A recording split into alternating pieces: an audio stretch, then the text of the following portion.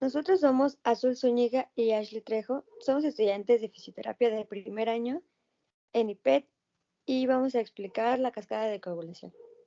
El término hemostasia hace referencia al conjunto de interacciones entre los componentes de la sangre y de la pared vascular.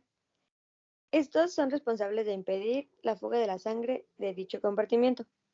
La hemostasia es el proceso de mantenimiento de integridad de un sistema circulatorio y de alta presión, cerrado y de alta presión, después de algún daño vascular. El sistema hemostático permite al organismo tapar una lesión en un vaso, mantener la sangre en su estado fluido, remover el coágulo y restaurar el vaso dañado. Este es un proceso complejo en el que participan proteínas plasmáticas conocidas como factores y los cofactores de la coagulación. Esta se divide para su estudio en dos, las cuales va a explicar mi compañera. Bueno, esta se divide en hemostasia primaria y hemostasia secundaria. Primero tenemos que en la hemostasia primaria existe una serie de mecanismos que se desencadenan durante una lesión vascular y que permitirán la formación del tapón hemostático plaquetario. Esta es una fuerte interacción entre el endotelio y la plaqueta, y esto solo sucede cuando hay una lesión vascular, debido a que se expone el colágeno del endotelio y está activando las plaquetas. Estos mecanismos se dividen en tres fases: adhesión, activación y secreción y agregación. Antes de comenzar con las fases, cabe decir que ante una lesión siempre ocurre la vasoconstricción. Esta principalmente la produce el tromboxano A2.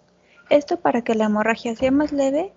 Esta reduce la luz del vaso y a la vez acerca la lesión a las plaquetas para que ocurra la adhesión.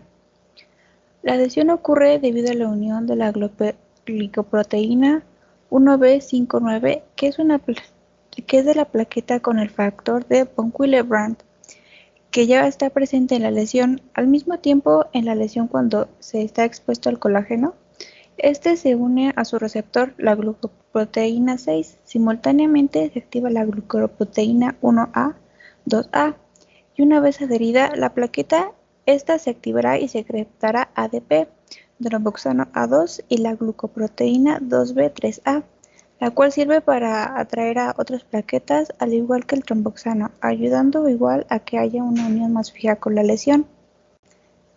En la agregación, una vez que se haya liberado el ADP y el tromboxano A2, activarán la glicoproteína 2B y 3A de otras plaquetas que se encuentran unidas, y así consecutivamente atraerán más y formarán un tapón plaquetario. El tapón plaquetario puede tener una pequeña capa de fibrina, pero que ésta sigue siendo débil. Este solo servirá para evitar una hemorragia más grave. En la hemostasia secundaria se produce una interacción de las proteínas plasmáticas más complejas o de la relación de los factores entre sí. En la hemostasia secundaria se formará definitivamente una malla reforzada para el tapón y se formará un coágulo definitivo. En este proceso, la proteína C y la proteína S son muy importantes para que se coagule únicamente la lesión y para que la coagulación sea específica ahí.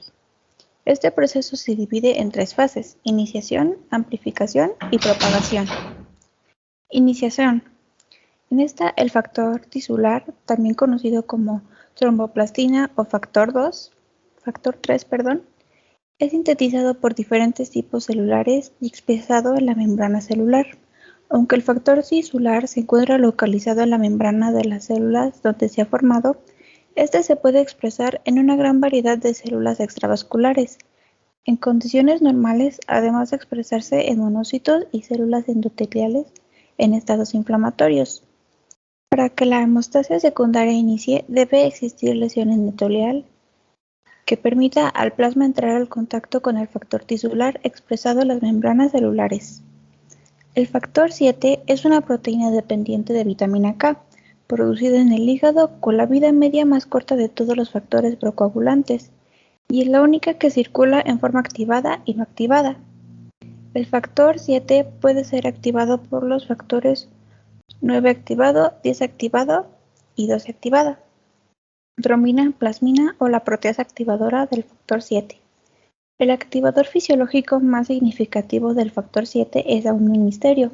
Con algunas pistas se sugieren un proceso de autoactivación. El factor 9 parece jugar un papel preponderante en la activación del factor 7, debido a que humanos con hemofilia B tienen bajos niveles del factor 7 activo. El factor 7 en el plasma se une estrechamente al factor tisular, activando rápidamente a proteasas coagulantes y anticoagulantes.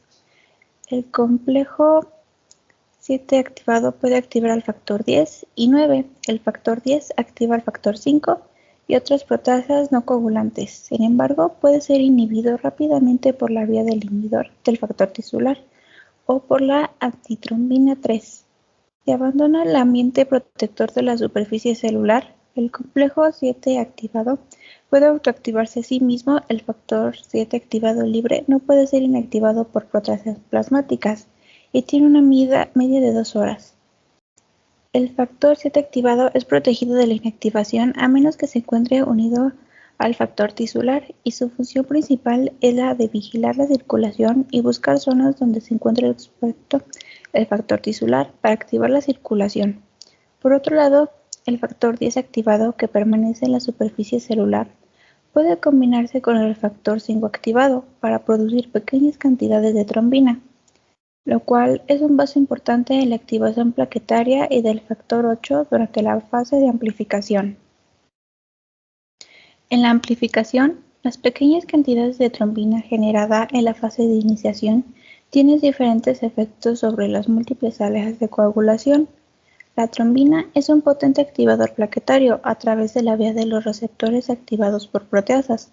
Este periodo protrombótico ascendente es referido como la fase de amplificación y resulta la activación de las plaquetas con exposición de los fosfolípidos de membrana y la creación de una membrana coagulante con liberación del contenido de sus gránulos.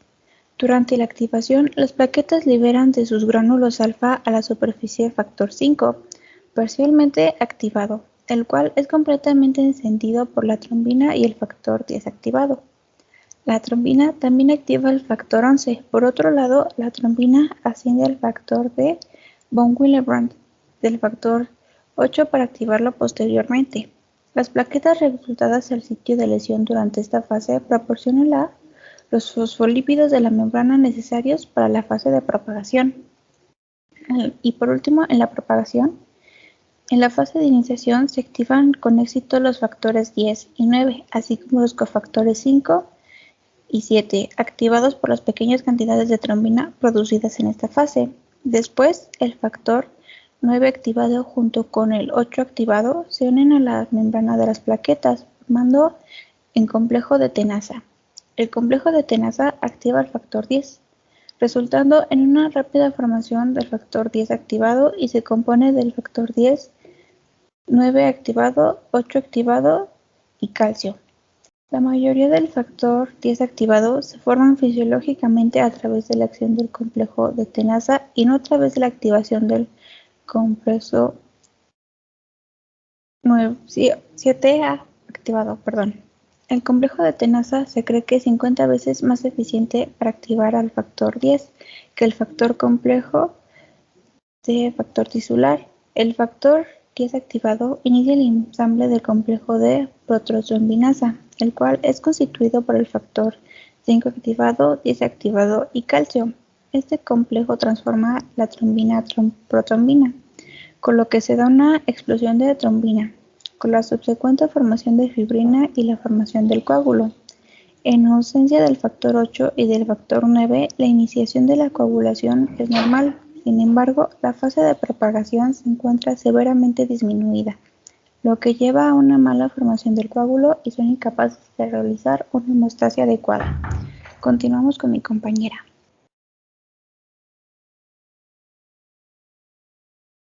Yo voy a explicar lo que es la fibrinólisis y la anticoagulación. Es un proceso complejo. La eficiencia de la fibrinólisis es altamente influenciada por la estructura del coágulo, las isoformas del fibrinógeno, los polimorfismos, el grado de generación de trombina y el ambiente bioquímico en el que se desarrollan. Fisiológicamente corresponde a una tendencia en la que los mecanismos inhibitorios provienen el inicio patológico o la propagación exagerada de una coagulación. Algunos de estos mecanismos son capaces de bloquear la coagulación una vez iniciada. Un ejemplo es la antitrombina, la cual actúa inhibiendo todos los factores de coagulación con acción de proteasas. Cuando el coágulo es formado, la fibrinólisis mediada por plasmina,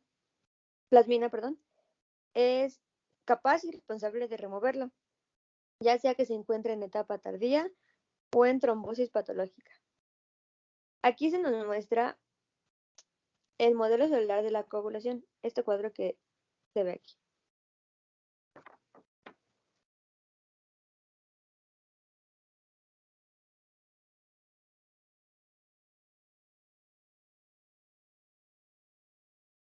Así como en todos los posibles defectos, en la fibrinólisis incrementa el riesgo de enfermedad aterotrombótica. La efectividad de la hemostasia en vivo no depende únicamente de las reacciones procoagulantes, sino también del proceso de fibrinólisis. Así concluimos que los procesos de hemostasia y fibrinólisis en condiciones normales guardan un equilibrio, lo que nos permite mantener la integridad del sistema vascular. Cuando estos se pierden, pueden aparecer síndromes que van desde la hemorragia hasta la trombosis. El entender cada una de estas fases nos permitirá al clínico establecer la causa de enfermedad y ofrecer la mejor estrategia de tratamiento para restablecer el equilibrio entre el sangrado y la procoagulación. Y esto es todo, fue nuestra explicación de la cascada de coagulación.